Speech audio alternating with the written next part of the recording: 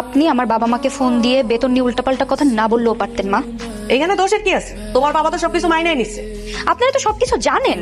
আমি আমার বাবা মার একমাত্র সন্তান, আমি ছাড়া তাদের দায়িত্ব নেওয়ার কেউ নেই। পিয়াসও আমাদের একমাত্র ছেলে। আমি যদি আপনার ছেলেকে নিয়ে এই বাড়ি থেকে চলে যাই এবং আপনাদের ভরণ পোষণ দিতে না দেই, তখন আপনারা কি করবেন? চলবেন কিভাবে আপনারা? ভরণ পোষণ দিব না মানে? ওরা আমরা পড়ালেখা করেছি না, মানুষ করছি না। এই তুমি কিছু বলো না কেন? আমার বাবা মা আমাকে মানুষ করছে, তাদের কষ্টের উপার্জন দিয়ে আমাকে পড়াশোনা শিখাইছে, মানুষের মতো মানুষ। তাদের কষ্টের ফল আপনারা কেন ভোগ করবেন? ক্ষমা, ঘরে চল। না, আমি রুমে যাবো না। তুমি আগে তোমার মাকে জবাব দিতে বলো, উনি কেন ফোন দিয়ে উল্টাপাল্টা কথা বলছেন।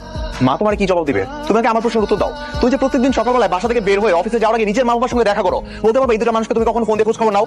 শোনো, আমি আমার শ্বশুর শাশুড়ির প্রতি সঠিকভাবে আমার দায়িত্ব পালন করছি, কিন্তু আমি বিয়ের আগে তোমাকে সবকিছু শেয়ার করছিলাম, তুমি তখন রাজি হয়েছিলাম। কিন্তু তুমি যে হুট করে গিরগিটির মতো রং বদলাই ফেলবা, এটা তো আমি বুঝতে পারি নাই। তোমার মতো গিরগিটির সাথে আমি সংসার করবো না।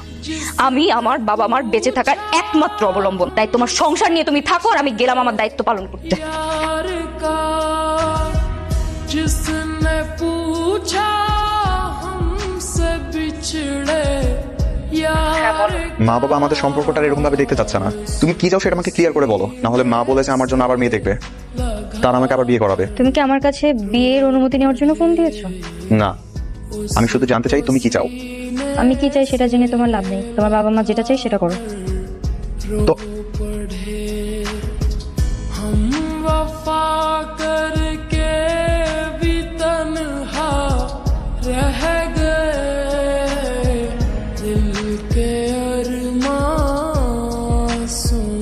হ্যালো, তোমার সাথে আজকে বিকালে একটা মেয়েকে দেখলাম। ওর নাম সামিরা।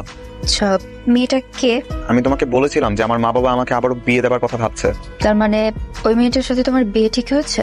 না, আমি সামিরাকে গত সপ্তাহে বিয়ে করেছি। খুব তাড়াতাড়ি তোমার ডিভোর্স পেপার পাঠিয়ে দিব।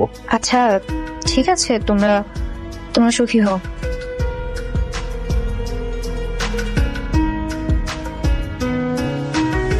जिंदगी एक प्यास बनकर रह गई जिंदगी एक प्यास কি হয়েছে তোর? কাঁদছিস কেন? বাবা ও বিয়ে করে ফেলছে। বিয়ে করে ফেলেছে মানে? কি বলিস?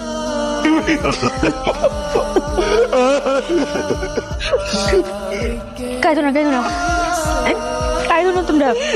আমার তোমরা শোনো, বিয়ে হচ্ছে তো কিসে, আমার কিচ্ছু লাগবে না।